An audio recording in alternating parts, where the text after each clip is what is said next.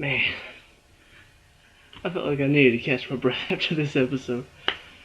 What's up, guys? Mason the Rock Henderson here, and this is American Crime Story: The People vs. OJ, Episode 2, The Run of His Life.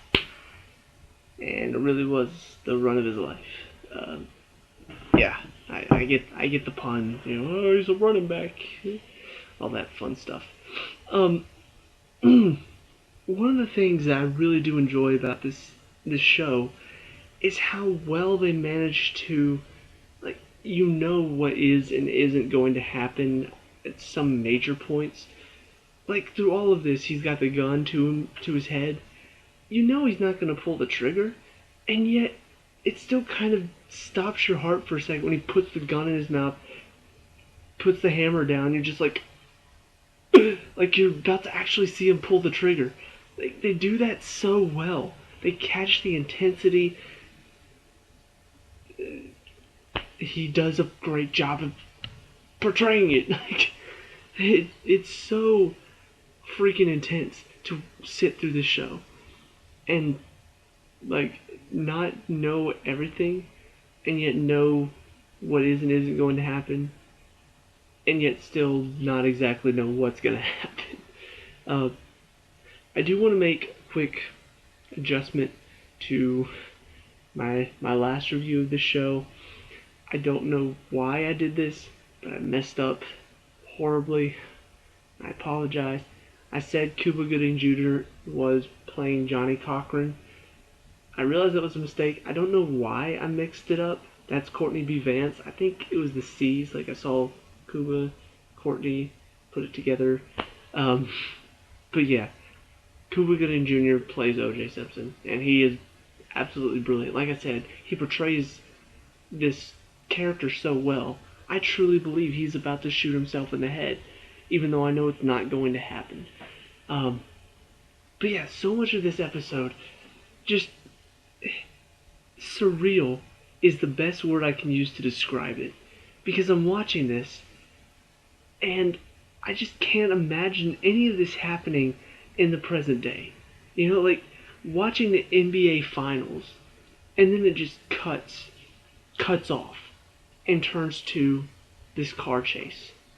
And I understand, I get, okay, yeah, O.J. Simpson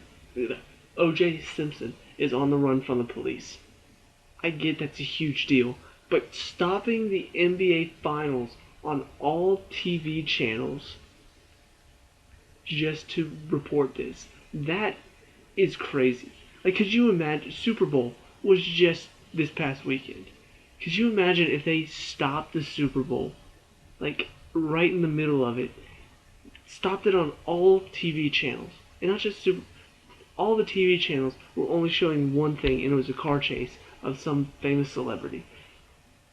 That would be insane. And that's the type of stuff that I can't imagine happening right now. And then, that's not the only thing. That was one instance where I'm just like, that just feels really surreal, that happening.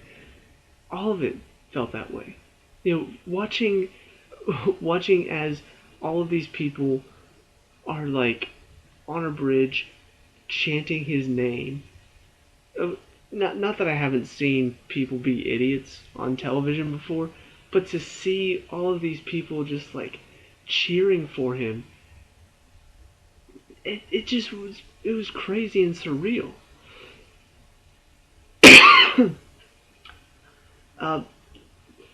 Hang on. I got a tickle at the back of my throat.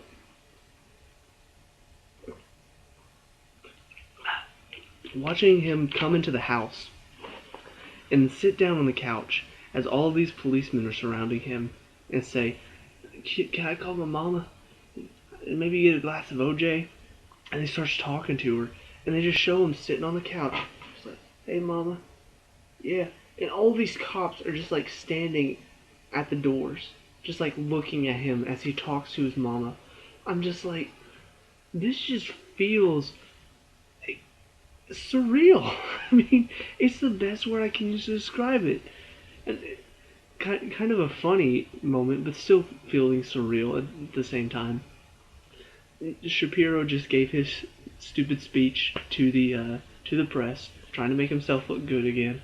And then Robert Kardashian gets up and starts reading the note, and then just like, I'm sorry, who are you? It's like Robert Kardashian. It's like, what, Krasinski?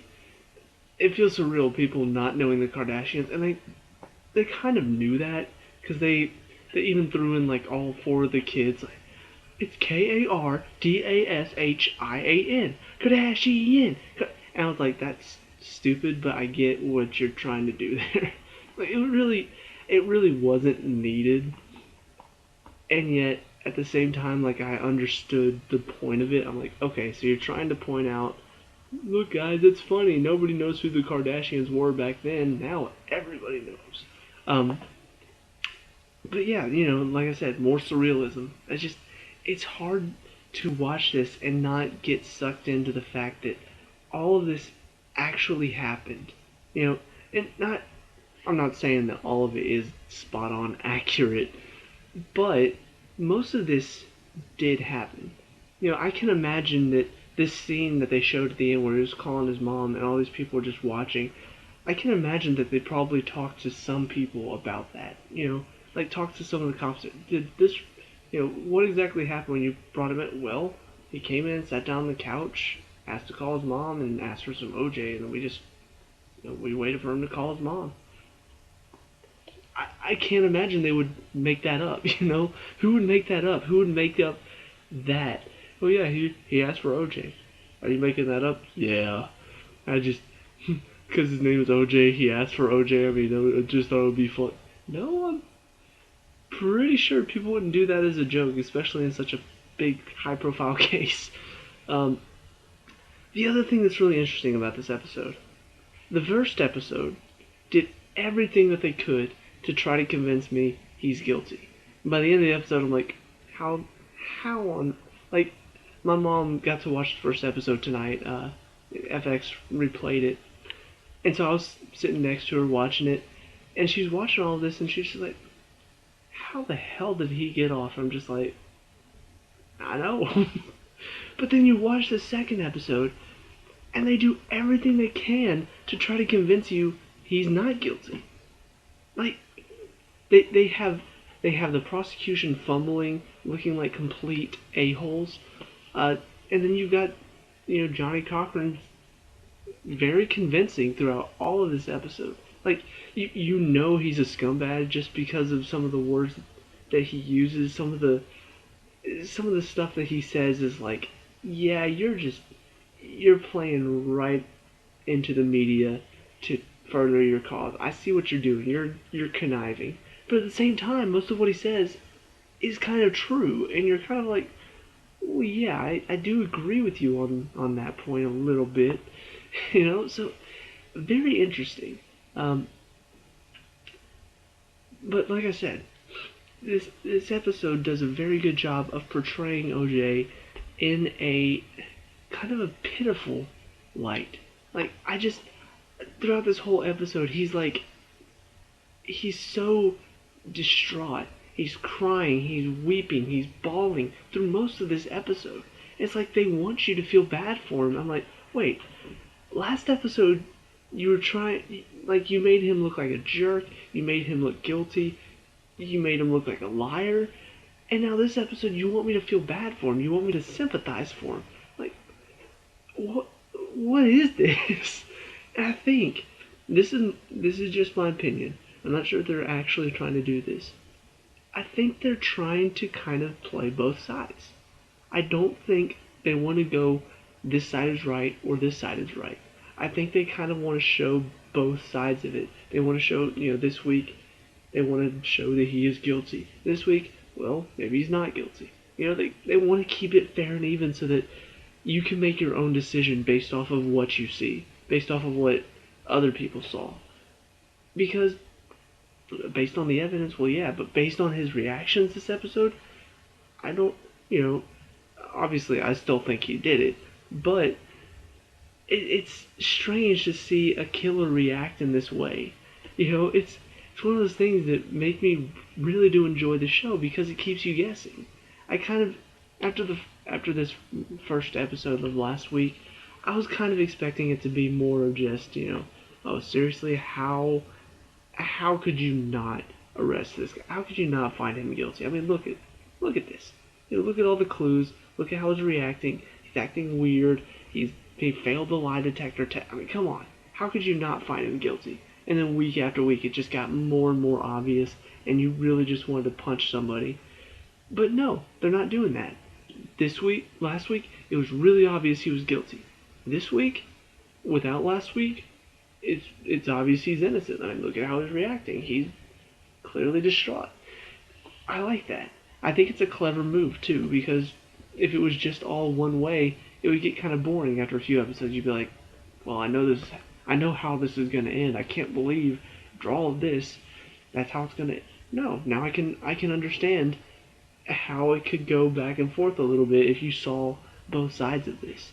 Now that being said, I still feel like the main plot of this is going to involve a lot of cover-up, conspiracy, and playing the racism aspect of it. So I don't think that they're actually going to be able to convince me that he didn't do it. But I do like the fact that it's not just going to be a straightforward, he did it, he did it, he did it, he did it, he did it. Oh, look at that, he got off anyway, even though he did it. I like the fact that they're going back and forth a bit. Keeps me guessing. Let's see, other things I do want to talk about a little bit. The acting, once again, is brilliant. Like I said, Cuba Gooding Jr. he nails this part and really, really got to me emotionally. Like he really sells it. Like the whole time, you truly just get grasped in or grabbed in and pulled in, I guess is a better word, by his performance in this episode. Like he does such a good job of making you sympathize for him. Like I really felt bad for him at one point. I'm just like, wait, I can't believe they managed to do that. So yeah, I mean, really, really good performance, and all the actors do a good job. I talked bad about David Schwimmer a little bit last episode. He did have some good moments this time around. He wasn't Ross the whole time. Some of the more interesting scenes. There was the one scene where they're in the car and everybody's got, AC's like freaking out, OJ's freaking out a little bit, and then they just cut to Christopher Darden, and he's, they're listening to what's going on, and all of a sudden it's like this lighthearted moment where these guys are talking about, oh, OJ's the best running back, and then he's just like, I don't know what you're talking about. I can't remember the name. It was Jim something. Jim Brown? I can't remember the guy's last name now. He said, look around you. Do you see OJ putting up charities, doing stuff for the people? No. Jim, whatever his name is, he gave back. OJ took his money, never came back. It's just like, he became white. It's like, well, cops coming after him now. Now he's black. And I'm just like, this is... They changed the tone so quickly. Like, it was just this intense, everybody's yelling moment to lighthearted, we're making jokes now, guys. Just like, it was such a quick change of pace, I almost got whiplash, just watching. So, the show did a good job of it, but it still was it was a bit distracting to go from this scene to that scene so quickly. But I like how they're kind of building out the story a bit. They're not... Obviously, the Bronco was the big thing. The Bronco chase was the big thing to start off the whole case. And it's one of the things that even I knew about, and I didn't really do a whole lot of research. Actually, I didn't do any research on this. But it's something I knew about, the white Bronco escaping. So it is kind of one of the big moments, and we've already had it in episode 2. And so now the rest of it is just kind of going to be the trial. At least I think. They may go a bit beyond the trial, maybe just a little bit. But I'm excited to see what the whole plan is. Like, what exactly is going to be endpoint, and what is the point of this show? Are you going to are you going to make it seem like, yes, he's definitely guilty, but this is why he got off? Or are you going to go in a, like I was saying earlier, are you going to let us make our own decision, but just show exactly what happened? Give us all the facts of both sides and let us decide. Either way, it'll be good, I have no doubt. They're doing a really good job so far. And yeah, I enjoy each episode. They're all intense. They're all fun to watch. And something I didn't talk about in the first episode, the music is pretty well done. Uh, they have a few songs in this one that kind of throw it in your face. You're in the 1990s. They have Beastie Boys in there, Sabotage playing, and just like, yeah, this this was back in time. I get it. I get what you're trying to do. Uh, but I mean, the music, aside from whenever they're playing old time music, is very creepy and kind of sets the mood very well. Uh, and like the build up at the end was very like intense build up music, so they did that very well too. So overall, I'm really enjoying this show, and I'm excited to see what's happening next. Uh, how do you feel about it? Are you as excited as I am? And what do you think the whole point of this show is going to be? Let me know down in the comments below. Leave a like and subscribe for more American Crime Story reviews, and I'll see you at the next review. Peace out.